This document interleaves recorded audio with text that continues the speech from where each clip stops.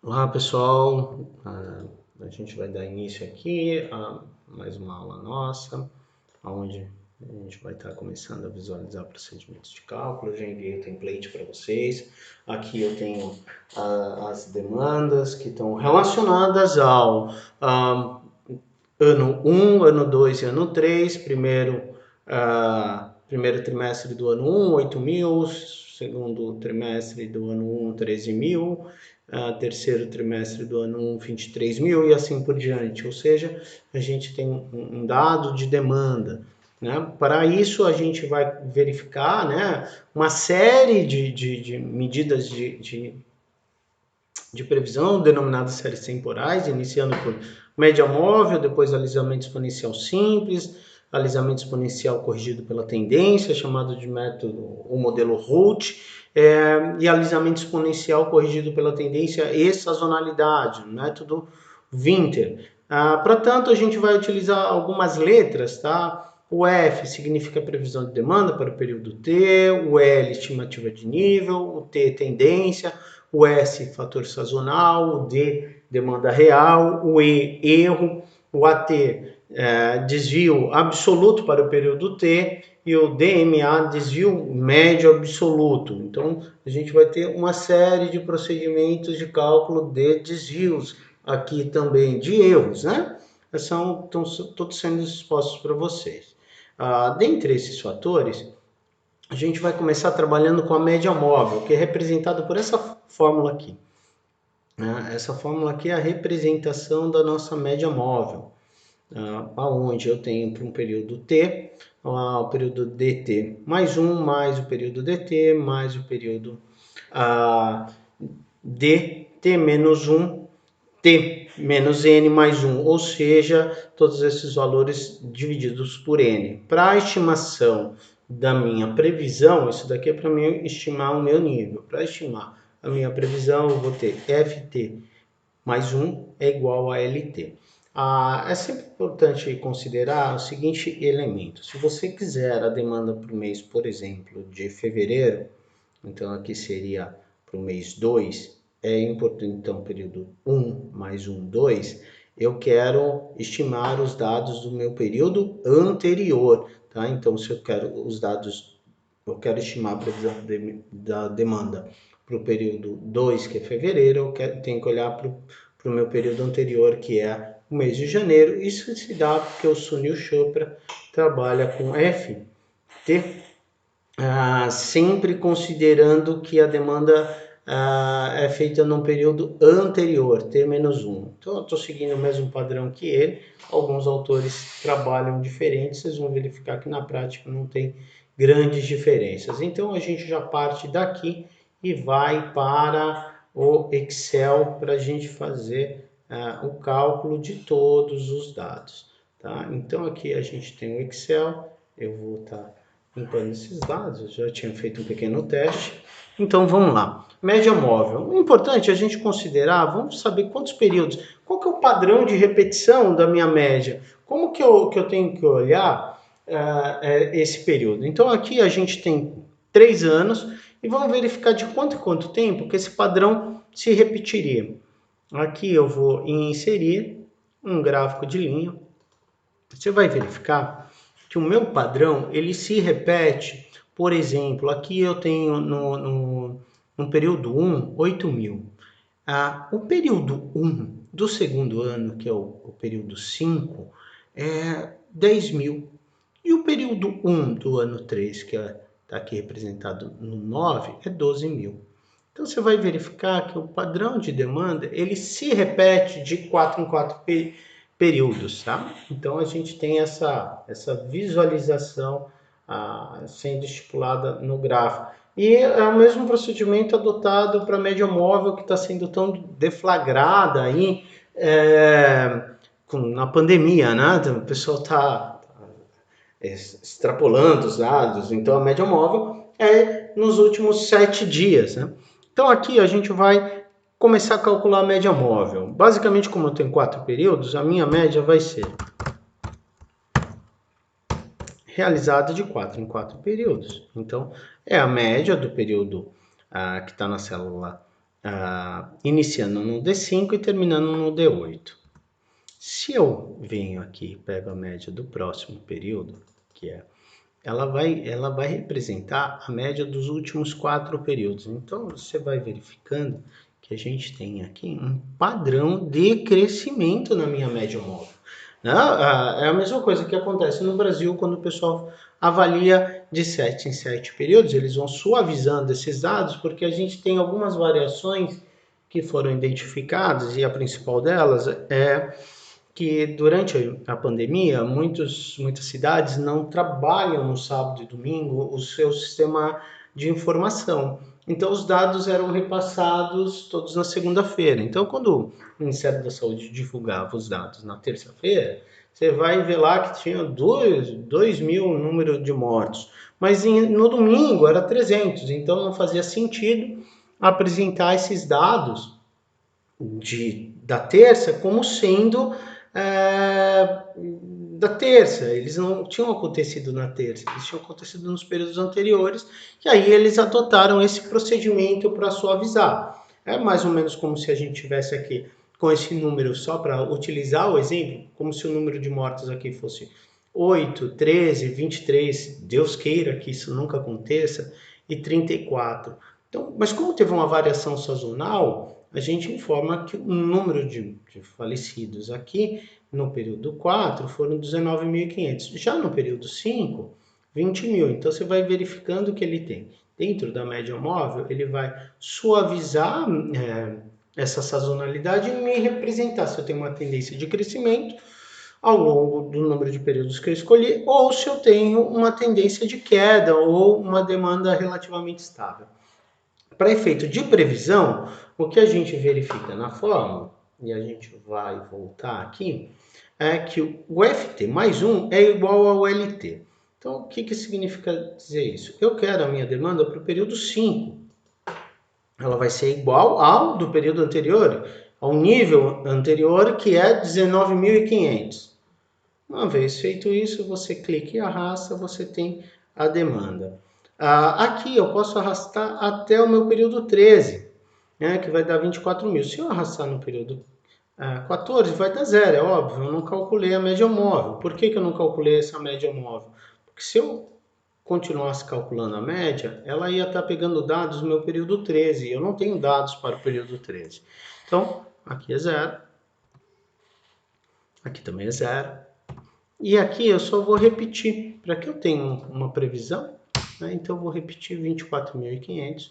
Então seria como se eu estivesse falando que a minha demanda é de 24.500. Então agora a gente vai começar com pequenos procedimentos de erro. O primeiro erro que a gente vai estar verificando aqui é o erro de previsão.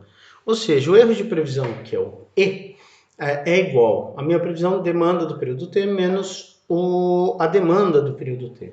Então, o que significa dizer isso? Minha previsão de demanda era 19.500 menos 10.000, 9.500. Eu vou refazer de novo, eu podia clicar e arrastar, mas o meu erro vai ser a previsão que está na célula F10 menos a minha demanda, que está na célula D10. Aí eu posso clicar e arrastar, eu vou tendo o erro, o que está acontecendo aqui de erro no meu período. Da mesma forma, eu posso tirar o erro absoluto. Como que eu faço isso? Basicamente, aqui na fórmula, que é desvio absoluto, que é o AT, que é igual ao absoluto do erro. O absoluto do erro é bem fácil. É igual a ABS, ele já vai me dar o absoluto do erro. Clico e arrasto. Você tem aqui também meu erro absoluto. Já no erro quadrático, que a gente tem aqui como EQT, nada mais é do que a soma de t igual a 1 até n, considerando, né, e quadrático dividido por n. Como que a gente faz esse procedimento aqui? O Excel tem uma fórmula muito legal, que é igual soma quadrado, é a primeira fórmula que está aparecendo aqui. Aí o Excel já abriu parênteses, a gente vai pegar o erro absoluto, que está aqui, em função do próprio erro absoluto, F4, e vou estar dividindo isso pelo número de períodos, né, por N, que seria 1, 2, 3. Então, eu tenho aqui escrito o número de períodos com 1, 2, 3, eu já vou fazer isso. Por que eu travei uma célula? A partir do momento que eu clicar e arrastar, ele vai manter uma célula primeira e vai estar arrastando as demais. É exatamente isso aqui que vai estar acontecendo, tá? Na hora que você pega aqui, você vai verificar que ele manteve o H9 travado e rodou as demais células.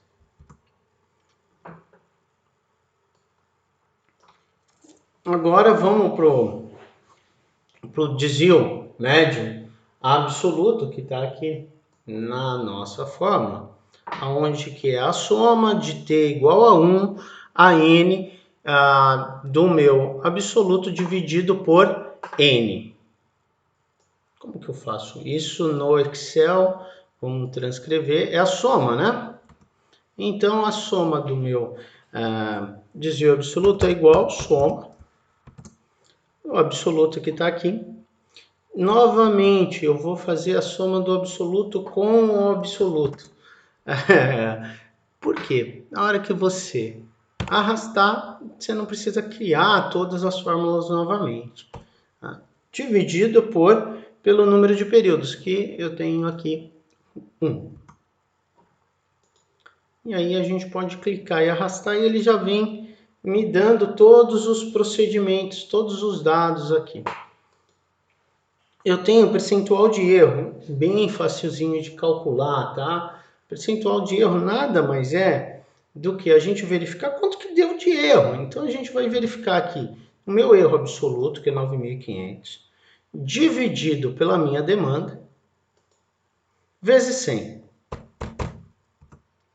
95 e assim por diante. Eu gosto muito desse indicador, tá?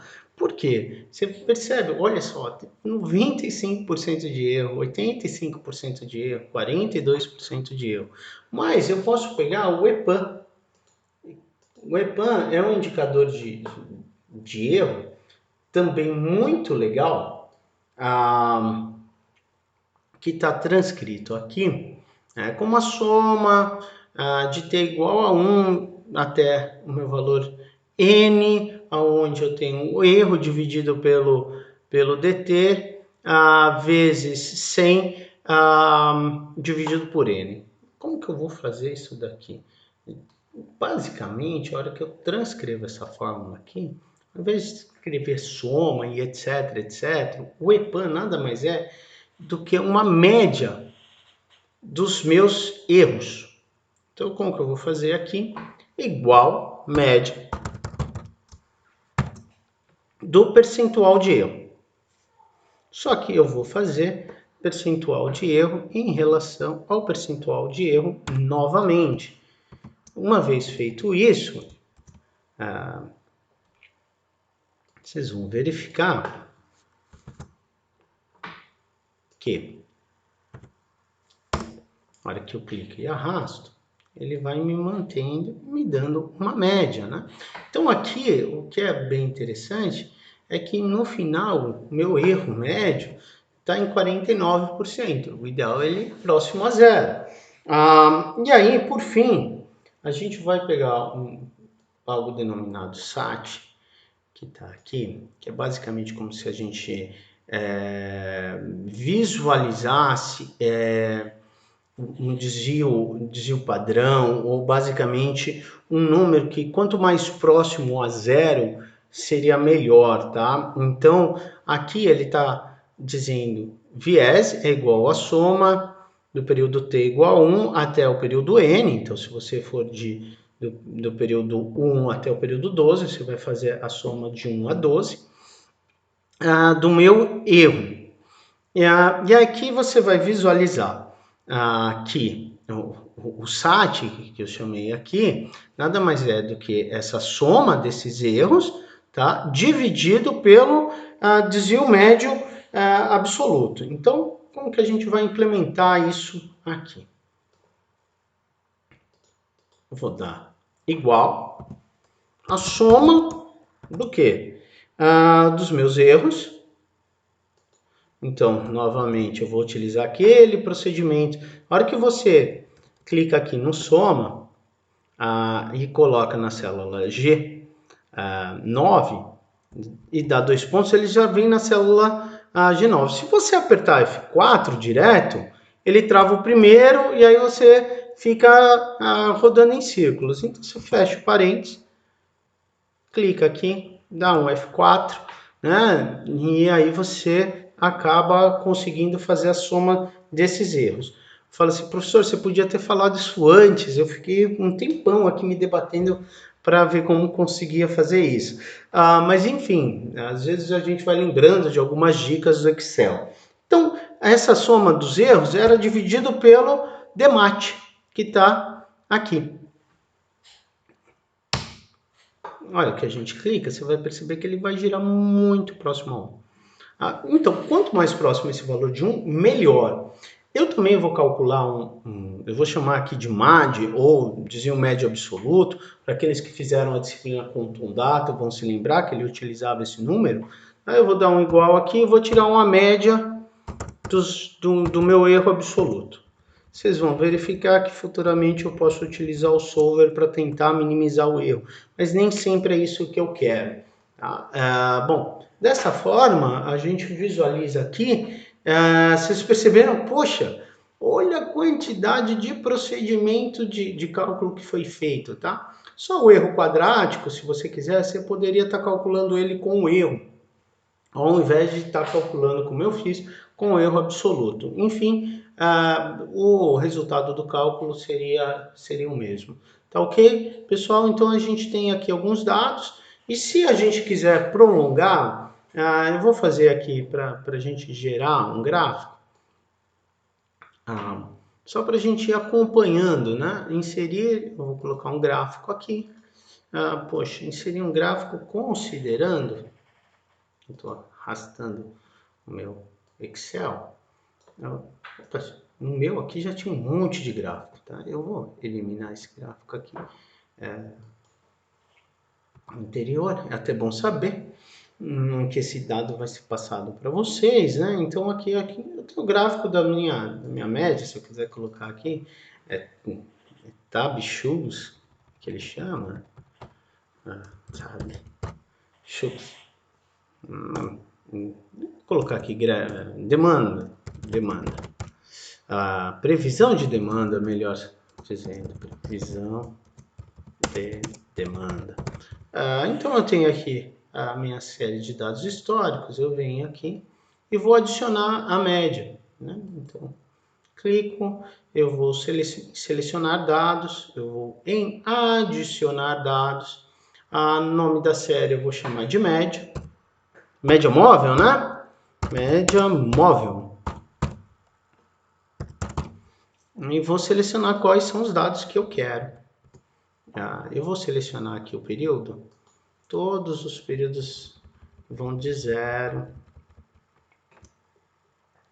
Agora eu vou ter um probleminha aqui. Vai até a célula 20. Opa. Média móvel, então vamos selecionar esses valores aqui. Ele vai até a célula 20. Tá aqui. Indo até a célula F20. Ok? E aqui os dados. Ele vai me dar como que está a média móvel. Eu vou criar um item aqui, tá até no gráfico aqui, uma média, só para mostrar como seria a previsão se a gente estivesse trabalhando só com a média. Então, eu vou utilizar o mesmo padrão que eu adotei aqui, mas eu poderia, a partir do período 1, tá? Vamos lá, igual a média. Estou tecendo pequenos procedimentos comparativos agora, tá? 22.000, igual, fazer assim, só para a gente ter um número de períodos. Vem aqui, então tenho a média. Vou clicar, vou selecionar dados. Eu quero agora adicionar mais uma série, vou chamar aqui de média. E vou selecionar os dados.